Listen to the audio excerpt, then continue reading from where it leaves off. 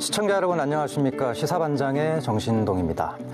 지난해 말 강릉에서 급발진 의심사고로 운전자인 할머니가 크게 다치고 동승자인 어린 손자가 숨졌던 안타까운 사건 많이들 알고 계실 겁니다.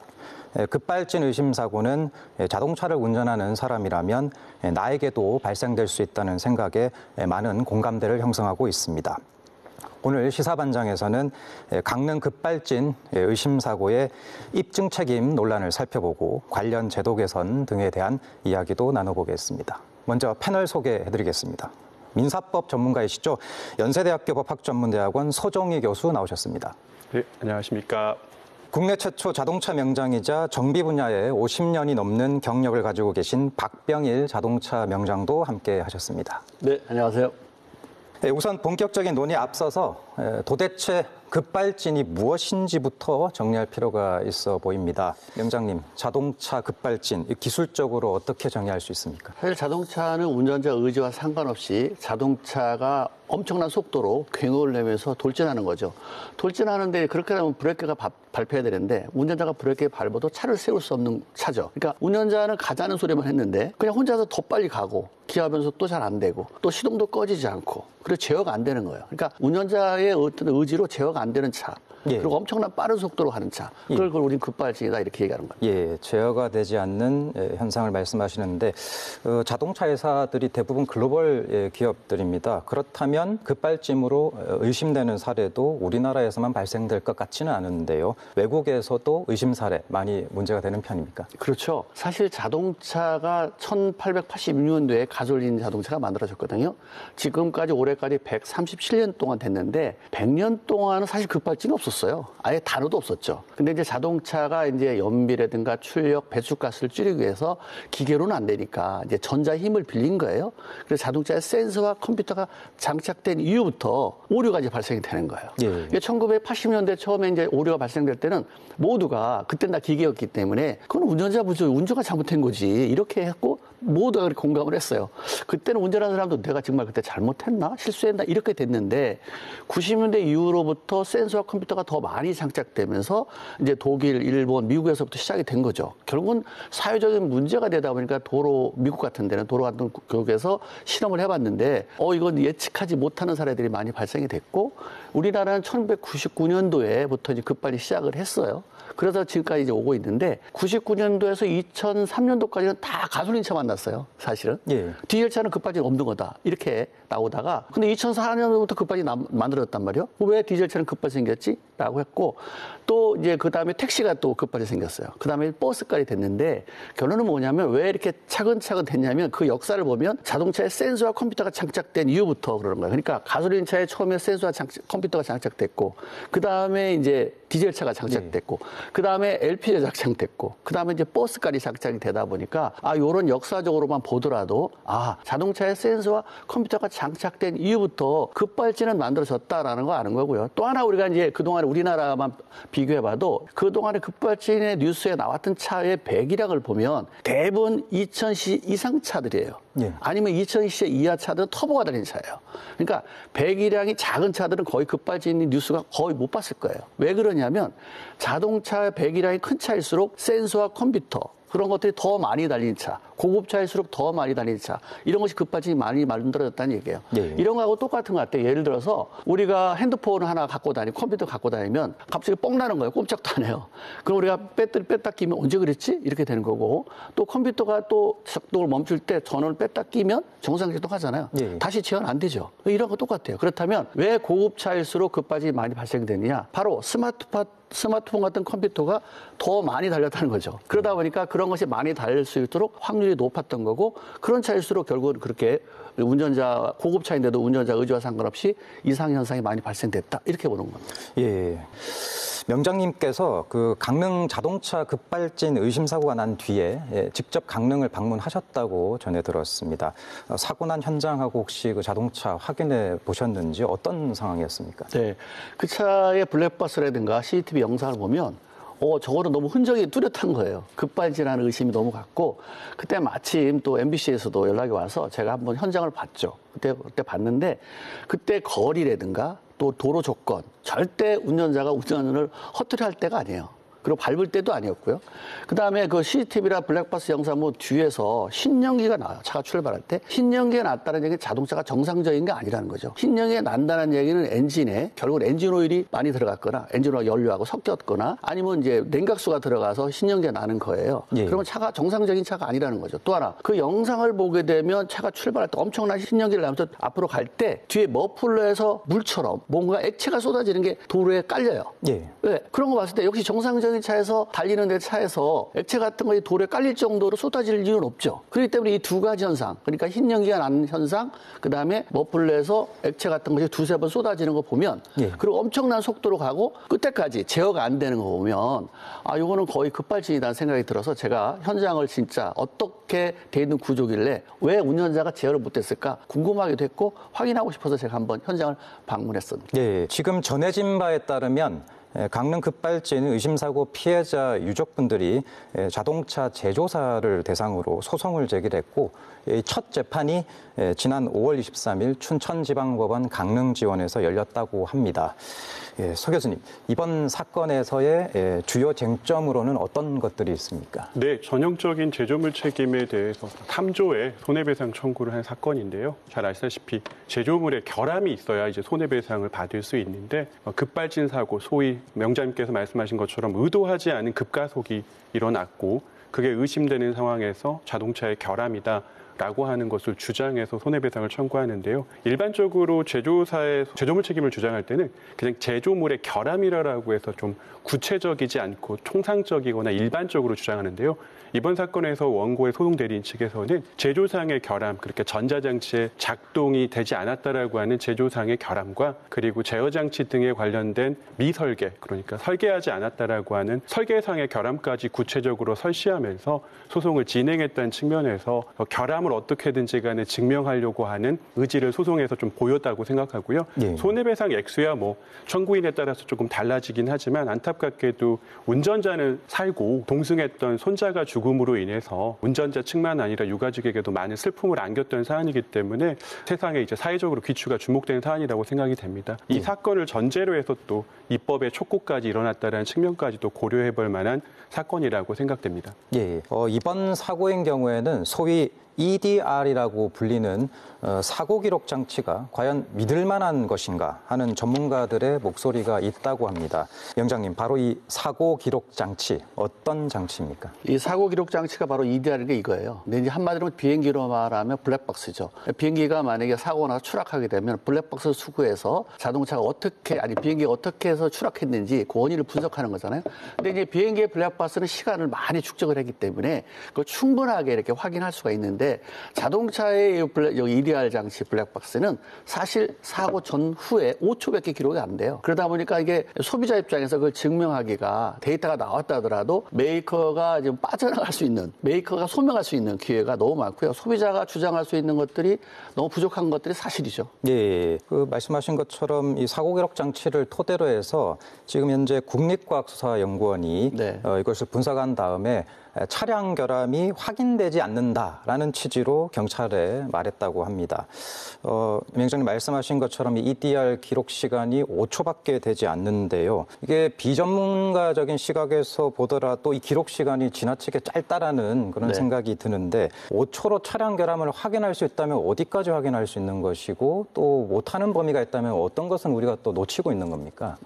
사실 5초를 가지고 할 때는 원래 이게 할 때는 원래 EDR 장치가 에어백이 터진 다음에 터지기 전에서부터 기록을 5초 동안 가지고 운전자가 엑셀페달을 어떻게 밟았는지, 그때 차 속도는 어떻게 돼 있는지, 그 다음에 이제 그 안에 이제 그 기어 엑셀페달을 어떻게 밟았는지 이런 것들이 이제 기록이 되는 거거든요. 근데 거기는 데이터만 가지고 급발진을 추정하기가 좀 어렵습니다. 원칙적으로 얘기를 하기에도 EDR 장치는 운전자가 밟았다는 것도 제동력, 온, 오프밖에 안 나와 있어요. 그러니까 밟았는지 안 밟았는지 이것만 나오는 거죠. 근데 운전자를 밟았다고 하잖아요. 그런데 그거 만약에 온 오프가 아니라 프로테지로 바뀌었어야죠. 예를 들어서 0%부터 100%까지 얼마 정도 힘으로 강하게 밟았느냐 이게 해야 되는데 온 오프로 하니까 이제 메이커는 이 온 오프가 됐을 때 온만 되더라도 메이커는 변명한다 그럴까 아니면 해명하기가 쉬워요. 예. 아 밟긴 밟았는데 꽉 안 밟았군요 하면 다시 또 소비자가 그걸 꽉 밟았다는 증명을 해야 되는 거잖아요.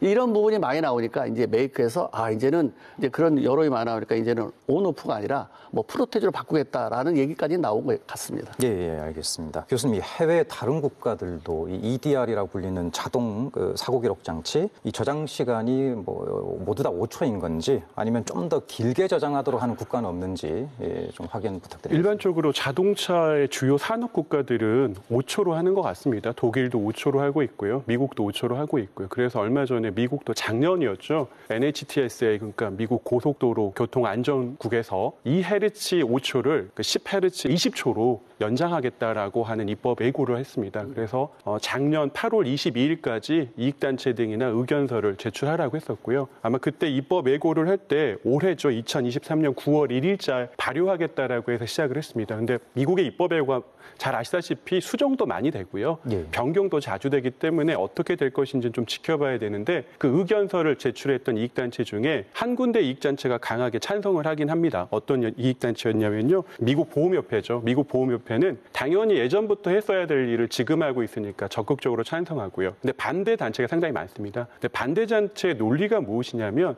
5초로 충분히 의도하고자 했던 입증이 가능하다.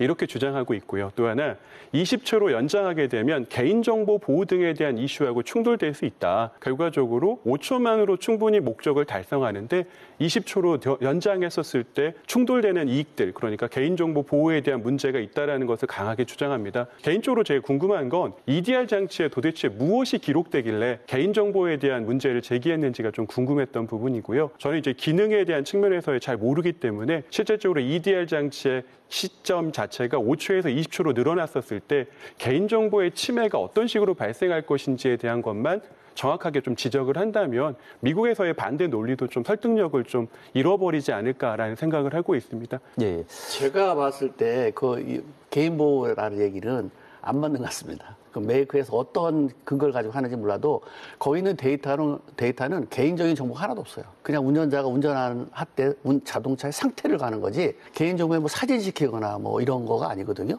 그 운전할 때 자동차 상태를 하는 건데 그 자동차 상태 데이터를 보여주는 게 어떤 개인정보다? 저는 좀 뭔가 너무 궁색한 얘기 아닌가 생각됩니다. 예. 자, 그렇다면 한국 자동차회사는 미국에 수출도 하고 있고 미국 현지에 또 공장도 있기도 한데요. 국내 판매 차량이 만약에 5초, 그리고 미국 수출 차량은 20초의 저장 시간을 적용을 해서 서로 다른 사고 기록 장치가 설치가 될지, 아니면 한국 차량에도 미국 수출용 차량과 동일하게 20초의 저장 장치가 설치될지 한번 관심을 두고 지켜봐야 할 것 같습니다. 그리고 최근 급발진 의심 사고로 인명피해가 발생을 하자 정부가 대책을 내어놨습니다. 제동 압력 센서 값이라고 하는 것을 이 사고 기록 장치 기록 항목에 추가하는 방안을 검토 중이라고 합니다. 명장님 아까 간단하게 설명해 주셨지만 이 제동 압력 센서 값을 추가하는 방안 설명 좀 부탁드리겠습니다. 네. 우리가 자동차를 주행할 때 운전을 얌전하게 한다면 압력이 보통 한 10kg 정도 돼요. 10바 정도. 그 다음에 엄청난 달리고 있다가 내가 진짜 급발진 같은 생길 때 약 100바 정도가 돼요. 100km 정도 되거든요. 예. 그러면 지금 나온 전자식 브레이크 같은 건 더 될 수 있어요. 130 정도가. 근데 그런 거가 되는데 그러면 이제 차를 그렇게 빠른 속도로 이제 차를 세우려면 브레이크를 강하게 밟아야 되잖아요. 근데 이제 우리가 현재 나와 있는 거는 아까 10만 밟아도 온이고, 예. 30 밟아도 온이고, 이제 100 밟아도 온으로 나와 있거든요. 그러면 이제 사실 꽉 밟았느냐 아니면 살짝 밟았느냐가 또 논쟁이 되기 때문에 이걸 프로테주로 바꿔야겠다. 예. 예, 이제 0서부터 100%까지. 그러면 아마도 운전자가 정말로 그런 상황에서 꽉 밟았는지 아니면 대강 밟았는지 이런 거를 이제 더 구분하기 위해서 이제 소비자의 이제 어떻게 뭔가 이익을 위해서 이제 하겠다라고 이제 나왔는데 원래는 그것만 가지고는 안 되고요. 예. 정말 급발진을 방지하고 싶고 앞으로도 그런 문제를 없애려고 하면 브레이크 페달 밟는 양만 프로테주로 바꿀 것이 아니라 연료 분사 시간이 들어가야 RPM이 올라가는 거니까 RPM이 올라간다는 게 연료를 분사한다는 거니까 연료 분사 시간, 그다음에 점화 시기, 속도가 워낙 빨라지면 점화가 지각이 아니라 진각이 되거든요. 그러니까 요 세 가지를 갖다가 첨부하면 급발진을 밝히는데 그리고 운전자와 자동차 제조사의 어떤 결함을 서로가 나눌 때 굉장히 유리하다고 생각합니다. 그래서 이번에 어차피 바꿀 거라면 그게 돈 들어가는 것도 아니니까 어차피 통신은 캔 통신이기 때문에 한 선만 연결하면 되잖아요. 자동차 컴퓨터, 이거 컴퓨터에는 뭐 점화식이라든가 연료 분사 시간이라든가 다 들어있거든요. 그 여기 있는 거를 여기다 연결만 해주면 돼요. 예. 그 돈 들어가는 거 아니잖아요. 예. 그리고 또 브레이크 페달도 마찬가지예요. 브레이크 페달 압력 센서가 있어요. 그리고 이리로 들어온단 말이죠. 그럼 여기다 연결하면 돼요. 어차피 연결할 건데 캔 통신은 배선을 여러 개 하는 거 아니라 선 하나, 두 개만 하면 되는데 이걸로만 연결하면 간단하게 해결될 건데 그거는 안 한다고 하면 그것이 뭐 안 한다고 한다는 얘기는 그만큼 기업이 불리하니까 안 한다는 거기 때문에 저는 정말 정부나 아니면 또 우리가 정말 안전한 차로 만들고 싶다면 이번 기회에 아예 좀 폭넓게 점화 시기, 연료 분사 시간, 브레이크 페달 밟는 양을 프로테인을 바꾼다면 아마 좀 세계 최초이기도 하겠고 또 다른 메이커에서도 아니 다른 회사에도 차량을 판매할 때 우리는 다 점검할 수 있는 부분까지 다 넣기 때문에 안전한 차다 이렇게 말할 수 있을 것 같아요. 또 하나 만약에 메이커에서 급발진이 없다라고 그렇게 계속 주장하니까 정말 없으면 그거 놓으면 되는 거잖아요. 그렇잖아요? 예. 그러면 더 확실해지니까 이번 기회에 아예 말로만 자꾸 급발진 없다, 뭐 전 세계에 뭐 밝혀진 게 없다 이렇게 말로만 하지 말고 아예 그러면 이번에 이제 브레이크 페달 밟는 양, 점화 시기, 연료 분사량을 넣어줬으면 좋겠다 이 생각이 듭니다. 예. 또 하나 최근 상당히 논란이 되고 있는 내용이 바로 제조물 책임법이라고 하는 법률입니다. 강릉 급발진 의심사고 피해자 유족이 국회에 국민동의 청원을 올렸는데 이제는 자동차 급발진 의심사고가 발생했을 때 이 자동차가 결함이 없었다라는 것을 제조업자가 증명하도록 하는 입법 청원이었습니다. 이 청원글을 올린 지 일주일도 되지 않아서 5만 명이 동의를 했다고 하고요. 현재 국회 정무위원회에 회부가 되어 있다고 합니다. 교수님, 그럼 지금까지는 자동차 급발진 의심이 되는 사고가 났을 때 피해자들이 사고 차량의 결함을 직접 증명해야 한다는 것인지요? 네, 일단은 이것을 논의하기 전에 법적으로는 증명 책임이나 입증 책임이 무엇인지를 먼저 좀 이해를 해야 됩니다. 증명 책임이라고 하는 것은 사실관계가 불확정됐었을 때 일방 당사자에게 불이익한 결과를 주는 것 또는 일방 당사자 중에 누군가에게 위험을 귀속시키는 것 이게 증명 책임이고요. 그러면 누구에게 그 위험을 귀속시킬 것이냐 이게 증명 책임의 분배 이론입니다. 결과적으로 통솔과 판례가 일반적으로는 권리를 주장하는 자가 사실에 대해서 불확정한 위험을 귀속시킨다, 인수해야 된다라는 게 증명 책임의 분배 이론이고요. 우리나라의 그 제조물 책임법은 권리를 주장하는 자, 그러니까 피해자가 손해배상을 주장하는 자이기 때문에 결함이라는 사실에 대한 증명 책임을 부담해야 됩니다. 하지만 이제 그 결함을 증명한다라는 것 자체가 너무나 어렵기 때문에 2017년 제조물 책임법이 개정되면서 3조 2의 결함의 추정 규정, 그러니까 결함 등의 추정 규정을 넣었는데요. 일단 결함이 이런 것을 증명하면 결함이 있다라고 추정해 주겠다. 그리고 그 결함과 손해 사이에 인과관계가 있겠다라는 것을 추정해 주는 건데요. 근데 사실상 그 세 가지를 증명해야 됩니다. 결과적으로 피해자 측에서는 결함의 추정을 인정받으려면 첫 번째는 정상적인 이용을 하고 있었다라고 하는 것과 두 번째는 실질적으로 이 위험이라는 것, 결함이 제조사의 지배 영역에 있었어야 된다. 실질적 지배 영역에 있어야 된다. 이것을 증명해야 되고요. 세 번째는 그러한 결함이 없었다면 통상적으로 그러한 사고가 발생하지 않았을 것이라는 세 가지 모두를 증명해야 결함이 추정되거든요. 근데 여기서 가장 문제가 되는 건 뭐냐면 세 번째 요건은 어느 정도 일반 상식에 의해서 인정이 됩니다. 법원에서도. 그런데 첫 번째, 정상적인 이용 과정이었냐라는 것과 그리고 제조사가 실질적 지배 영역을 행사했느냐라는 부분이 상당히 어렵거든요. 그래서 대부분의 지금 국내 제조물 책임 사건에서는 이 두 가지에 대한 결함의 추정을 인정받기 위한 사실을 증명에 실패하는 바람에 제조물 책임법이 인정되지 않았던 것이었고요.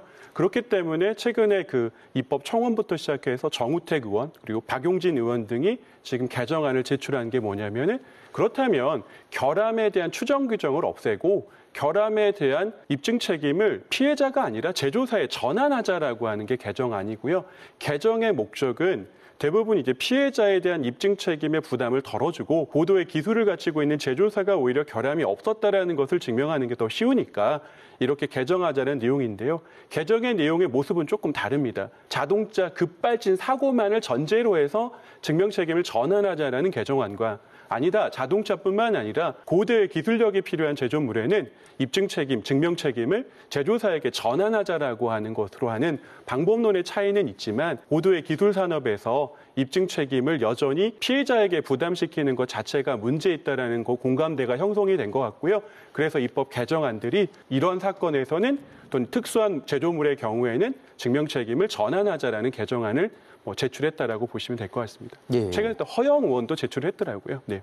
사실이 불명확했을 때에 증명 책임을 부담하는 자는 어쨌든 피해를 주장하는 자, 손해배상을 받고자 하고 권리를 주장하는 자가 책임을 부담하지만 현실에 있어서 그것이 불합리한 경우가 많기 때문에 어쨌든 지금 현행법상으로도 결함을 추정할 수 있는 규정은 있는 것 같습니다. 근데 그럼에도 불구하고 저도 얼핏 듣기에 급발진 사고에서 그 결함이 인정되는 사례를 별로 들은 기억이 별로 없는 것 같습니다. 급발진을 이유로 해서 제조사가 손해배상 책임을 직접 실제로 부담한 사례가 국내에 있었는지요? 그래도 국내에서 가장 대표적으로 제조물 책임을 인정했던 사안이 이제 BMW 관련된 사안입니다. 2020년에 서울중앙지법에서 이제 2심 판결이 있었고 지금 대법원에 계류 중이긴 한데요. 그 사건에서는 제조물 책임을 인정했습니다. 근데 그때 그렇다면 두 가지가 핵심적 포인트였는데요. 정말 정상적인 이용을 하고 있었냐라는 부분입니다. 거기 이제 브레이크 등이 켜지지 않았다. 그래요. 법원에서 가장 핵심적으로 보는 게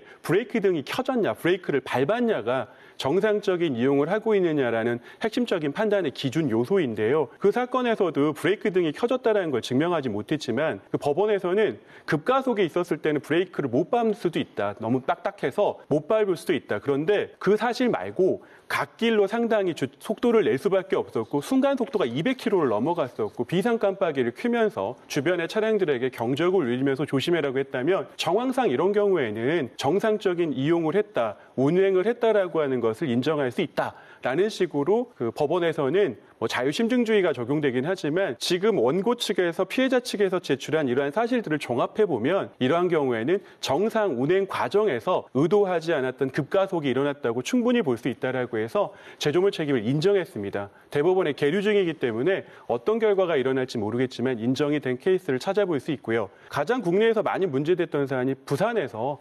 발생했었던 차량의 운전자가 와이프, 딸, 그다음에 손주 2명을 태우고 갔었는데 급발진이 의심되는 사고에 의해 운전자를 제한 나머지 모두가 사망했던 사건에서는 핵심이 그거였습니다. 브레이크 등이 밟지 않았다라는 겁니다. 왜냐하면 그 다음날 국가수가 과실치사 문제 등이 발생하니까 국가수가 조사할 때 보면은 브레이크 등을 밟았는데 브레이크를 밟았더니 등이 켜지더라.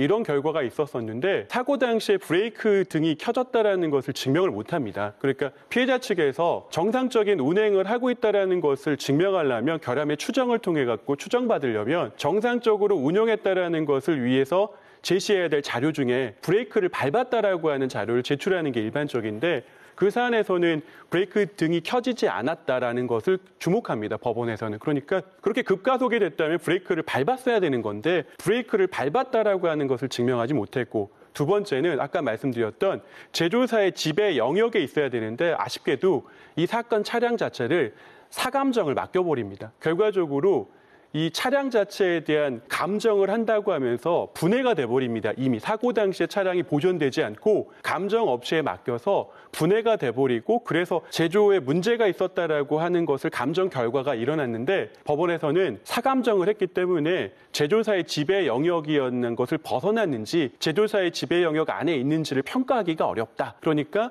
결과적으로는 그 추정을 위해서 증명을 해야 되는 그것조차도 증명을 제대로 못한 거기 때문에 제조사의 책임을 인정할 수 없다라고 하는 사건이 2022년 1월 달에 있었던 부산지방법원 판결이 가장 근래에 법원에서 제조물 책임을 인정했지 않았던 사건이라고 보시면 될 것 같습니다. 말씀하신 걸 들어보면 이 차량 결함을 비전문가인 일반 소비자가 입증하는 것, 만약 저보고 자동차 결함을 증명해보라고 하면 저도 현실적으로 좀 불가능한 것을 요구한다는 느낌을 받게 됩니다. 교수님, 제조물 책임법 개정 논의, 이게 과거에도 있었을 것 같은데 이번이 최초로 지금 진행되고 있는 건지요? 아닙니다. 제조물 책임법이 제정된 이후부터 계속 논의는 있었고요. 18대 국회도 있었고 19대 국회에서도 있었고요. 20대 국회에서는 전체적으로 가습기 살균제 사건이 터지면서 급발진 사고는 아니었지만 국내에서 그 가습기 살균제가 많은 피해자를 만들면서 제조물 책임법과 관련된 결함에 대한 증명 책임을 전환해야 된다는 주장이 강하게 제기됐습니다. 물론 가습기 살균제 케이스 같은 경우에는 특별법이 제정돼가지고 피해자들을 이제 보호하려고 하는 법이 마련됐지만, 그렇죠. 전국적으로는 제조물 책임법의 개정으로 성공은 못했지만 제조물 책임법을 개정해서 증명 책임을 전환하라는 주장은 계속 제기됐다라고 보시면 될 것 같습니다. 예, 어쨌든 아직 개정이 된 것은 아닌 것으로 말씀해 주셨습니다. 그렇다면 해외 다른 국가에서 자동차 급발진을 제조물의 결함으로 인정한 사례가 혹시 있습니까? 미국에서도 도요타 자동차의 경우에서 급발진 사고에 대한 책임을 인정한 사안이라고 소개가 되긴 합니다. 근데 이제 도요타 자동차의 경우에는 명시적으로 구조상의 결함이 있었다라는 게 증명됐기 때문에 증명 책임의 전환 문제가 발생하지 않죠. 증명 책임은 사실관계가 불확정했었을 때 발생하는 문제고, 사실관계가 정확합니다. 구조가 문제가 있었다라는 거. 그러니까 이걸 우리에게 좀 참조해야 될 만한 제조물의 급발진 사고에 대한 책임론이라고 보기는 어렵고요. 근데 이제 문제는 뭐냐면 미국 같은 경우에는 잘 아시다시피 디스커버리 제도를 운영하고 있기 때문에 소송의 액수가 상당히 큰 사건 중에 95%나 90% 이상이 디스커버리 제도를 통해 가지고 소송 전에 증거를 다 게시하도록 되어 있습니다. 그럼 소송 전에 증거를 게시하다 보면은 제조사 측에서도 자기가 가지고 있던 증거를 게시하고 피해자 측에서도 증거를 게시하잖아요. 그러면 이해관계에 대한 딜을 합니다.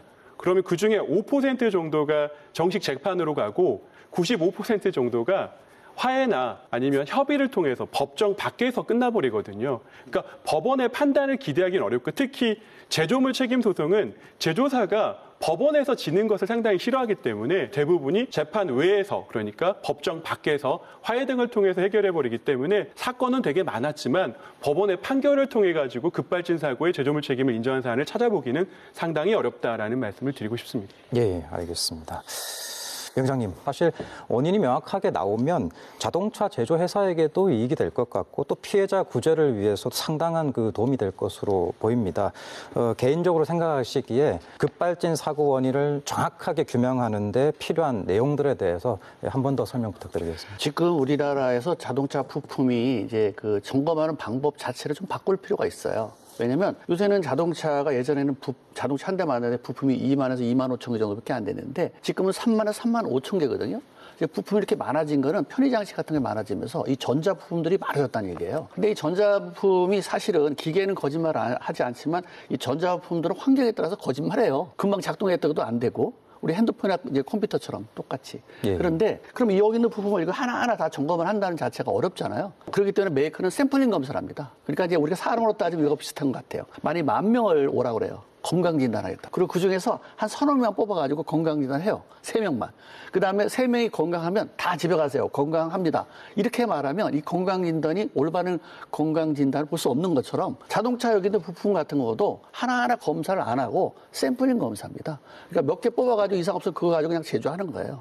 그렇다면 더 이제 전자는 거짓말 할 수 있기 때문에 환경에 따라서 그 다음에 여기 뭐 공기층도 있고 냉납 현상도 있기 때문에 그럼 이걸 어떻게 하면 좋겠느냐? 전수검사를 해야 되는데 전수검사를 하려면 시간이 많이 걸릴 거 아니에요. 그럼 제조 원가가 비싸지니까 엑스레이 검사를 하면 돼요. 그러니까 이 전자부품은 이게 보면 냉납 현상도 생기고 공기층도 발생할 수 있고 우리가 여기 보면 다 정상 같지만 실제 안에 제가 MRI처럼 엑스레이를 찍어보면 기포 현상들이 많아요. 특히 급발진 대차 제가 이제 컴퓨터 갖다 찍어보면 이거는 이런 문제구나 라는 생각이 들어요. 저도 이제 이 엑스레이 검사를 한 5, 6년부터 계속 실험하면서 답을 찾은 거예요. 이제는 자동차 부품이 전자화됐기 때문에 샘플링 검사 안 되고 전수검사 하는데 전수검사를 하면 비용이 많이 드니 이걸 엑스레이를 통과하게 해서 해가지고 엑스레이를 찍게 되면 어느 쪽에 어떤 문제가 있다는 걸 찾아서 만약에 그 부품을 이제 교체하게 되면 아마 급발진의 확률을 더 줄일 수 있지 않을까 생각이 듭니다. 그래서 이제 전수 검사를 하는데 이제 엑스레이 검사하는 거를 더 만약에 더 추가한다면 이거를 뭐 법적으로라든가 아니면 뭐 정부에서 특히 메이커에서도 이제 전자 부품이 워낙 많다 보니까 오작동률이 그만큼 있잖아요. 메이커도 지금 제일 애먹는 게 뭐 갑자기 시동 꺼진다, RPM 올라간다. 매일 컴퓨터를 업그레이드하고 교체하니까 그러지 말고 이제 엑스레이 검사를 좀 라인을 설치해서 해보자. 기존의 어떤 제조 방식이 아니라 조금 이제 자동차가 첨단화 됐으니까 이제 검사하는 방법도 좀 바꿀 필요가 있다. 그러면 아마 전자부품의 내부적으로 문제되는 것들은 잡을 수 있다고 생각해요. 예, 자율주행차 시대가 지금 다가오고 있는데 전자제품이 아마도 더 많이 쓰이지 않겠습니까? 네, 맞습니다. 예, 그럴수록 그 샘플링 검사보다는 말씀하신 대로 비용도 좀 덜 들어가는 엑스레이 검사도 있다라고 지적을 해주셨고, 아까 말씀하셨던 그 점화 기록 그리고 네. 연료 분산 기록도 사실 비용 면에서 그냥 연결만 하면 되는 것이라고 말씀해 주셨는데, 이게 좀 현실이 좀 바뀌었으면 하는 생각이 좀 듭니다. 영장님, 그 99년도부터 이 급발진 의심 사고를 개인적으로 계속 연구해 오셨다고 하셨는데요. 네.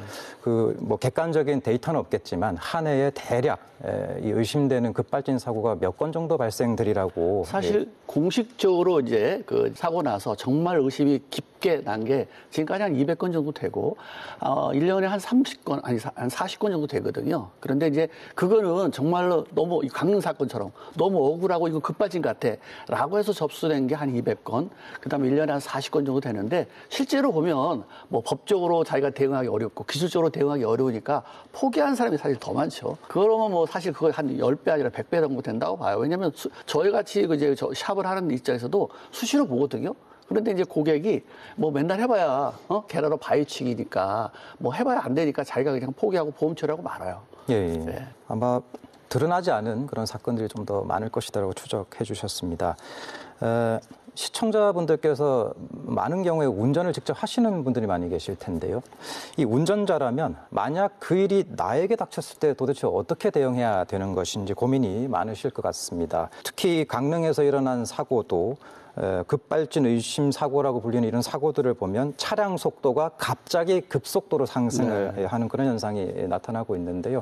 명장님, 이런 사고가 의심되는 사고를 맞닥뜨렸을 때 운전자는 개인적으로 어떻게 대처해야 되는 겁니까? 사실 우리가 뭐 이제 민방위 훈련도 하고 그러던데, 사실은 이것도 혹시 급발진은 어떤 특별한 사람한테 있는 게 아니라 이제 그 전자화되고 편한 장치일수록 급발진이 생기니까, 혹시나 나한테 만약에 급발진이 생기면 난 어떻게 조치하겠나, 본인적으로 한번 연습해 볼 필요가 있을 것 같다고 생각해요. 뭐 다채로 나오겠죠. 만약에 갑자기 자기가 나타나면 사실 멘붕 오거든요. 그래서 제일 좋은 방법은 절대 벽을 박거나 가로수를 박으면 절대 위험하고요. 자동차에서 이제 그 빨리 차를 세울 수 있는 방법은 타이어의 측면, 타이어가 이렇게 있으면 측면이 제일 약하거든요.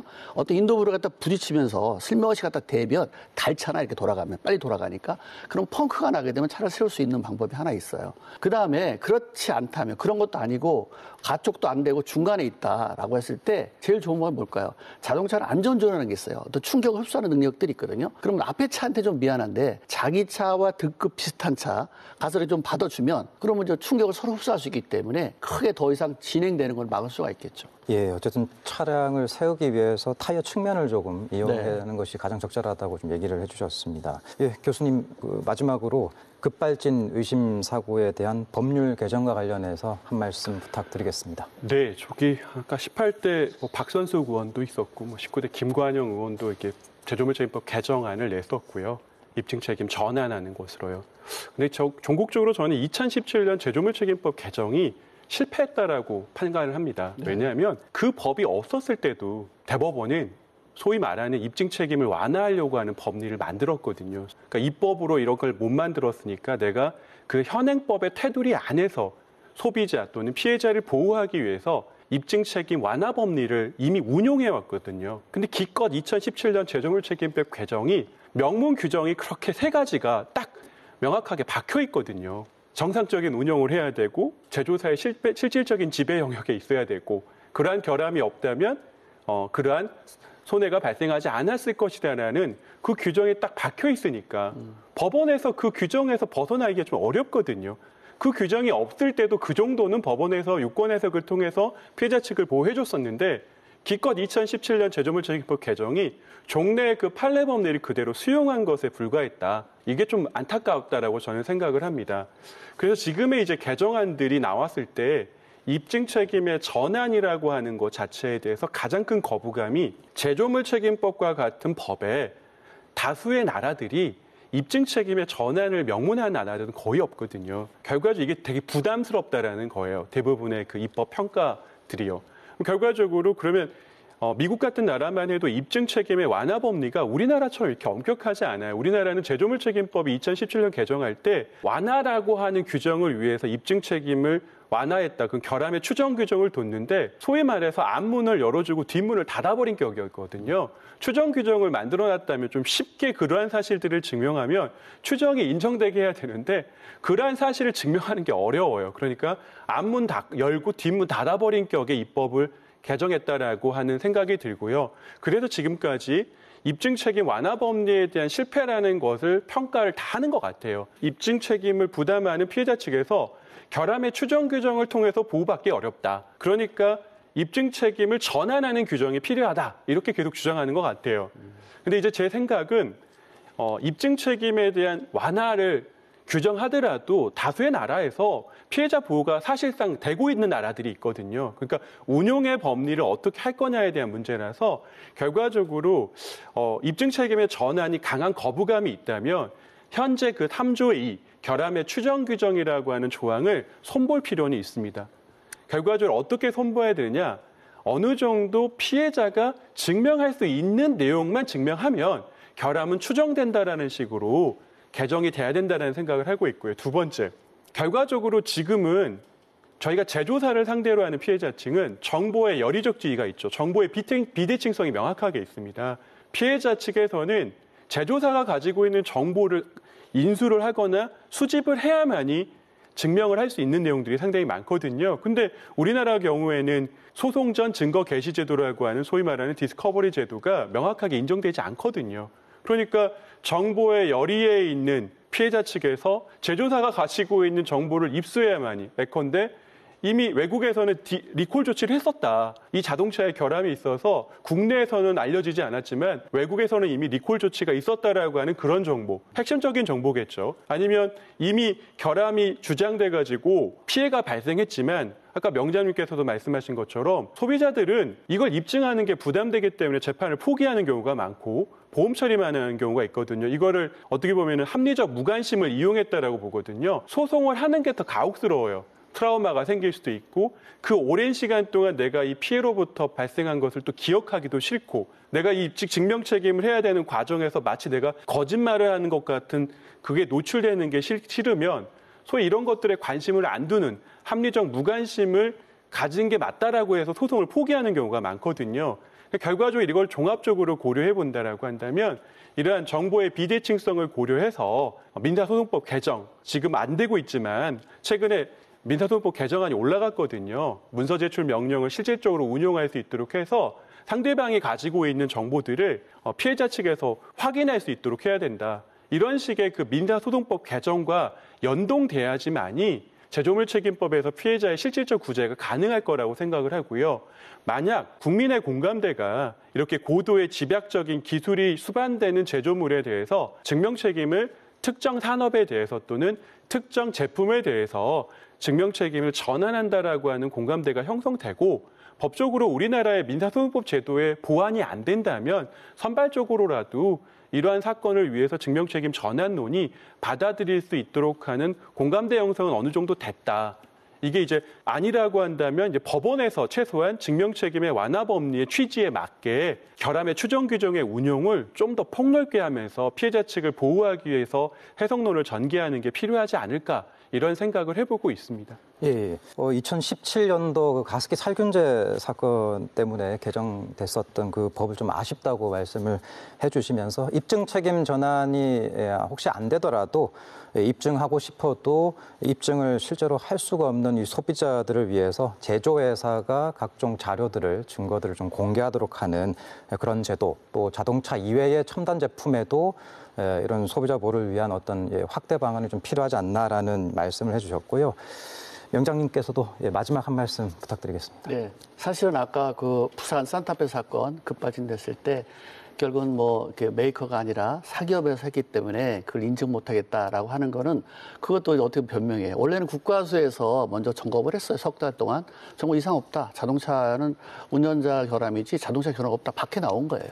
그걸 이제 연구한 거거든요. 자, 그렇다면 그러고 나서 이제 밖에서 해가지고 증명을 보여주니까 결국은 이제 거기 국가에서 못했던 걸 보여주니까 뭐 사기업에서 했기 때문에 그렇다라고 법적으로 해석하면 곤란한 이유가 뭐냐면 지금 우리나라에서 어떤 사건 사고 냈을 때 우리가 의지할 때 어디죠? 국가수 하나하고 그 다음에 교통안전공단에 하나밖에 없어요. 그러면 거기서 사건을 맡을 때는 사망사고 나거나 아까처럼 큰 사회적으로 이슈가 됐을 때 맞는 거지. 내가 이 차를 운전했는데 오늘 사고 났어요. 급발진 같아요. 차를 조사해 주세요. 이러면 받지도 않아요. 그렇다면 결론적으로 왜 이제 이것들이 이렇게 소비자를 이제 벗어나는 경우가 있냐면 우리나라도 미국처럼 협회 단위로 해서 이런 연구기관들이 있어야 돼요. 그런 거를 하게 되면 이제 국토부나 이런 데서도 여러 개의 단체를 해서 거기에 의견들을 들어서 해야 되는데 그런 의견들을 받을 데가 없잖아요. 지금 기껏 해봐야 국가수하고 교통안전공단인데 소비자들이 그런 데를 찾아가서 한다는 자체도 어렵지만 그걸 증명하려면 또 돈도 내야 되기 때문에 일반 소비자는 어렵다는 거예요. 그러면 이제 이 결국은 이런 것들이 어떤 사회적인 문제 됐을 때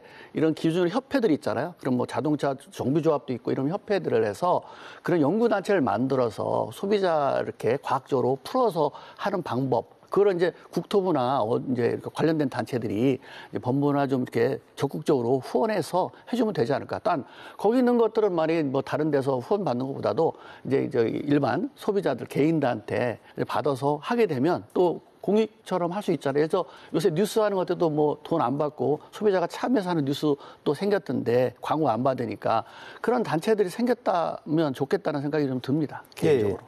모두가 국가수를 이용할 수는 없는 상황이다 보니까 네. 공인된 뭐 기술협회 내에 연구기관이나 검사기관을 좀 활용하는 방안도 끝으로 말씀해 주셨습니다.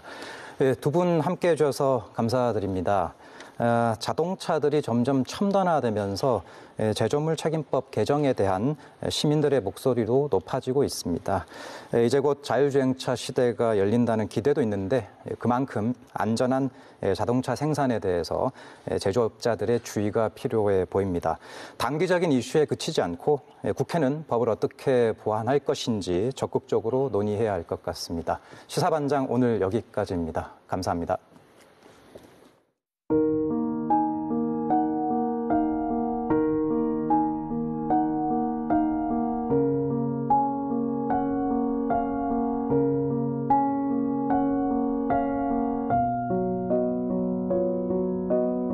원인 규명을 하기 위해서 이 계란으로 바위치기라고 주변 만류에도 하지 말라는 그 싸움을 시작을 한 거고요. 왜냐하면 아들이 하늘나라 간 이유는 알아야 될 거 아니에요. 왜 어떤 이유에 의해서 갔는지.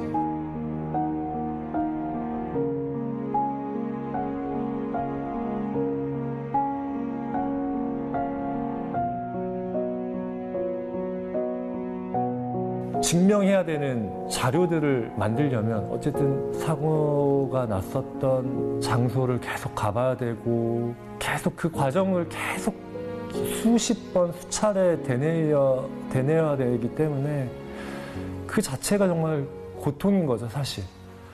결국 입증 책임 전환 하나랑 제조사에서 기술적 대책 마련이 반드시 돼서 앞으로 생산되는 모든 차량에 적용돼야 된다는 그 두 가지 관점에서 말씀을 드리고 있어요. 운전자의 과실이 아닌 자동차의 결함에 의한 급과속이 일어났을 때 제어할 수 있는 그 장치들이 있음에도 적용을 안 하고 있다는 것 자체가 정말 우리나라 제조사들은 반성해야 된다고 생각을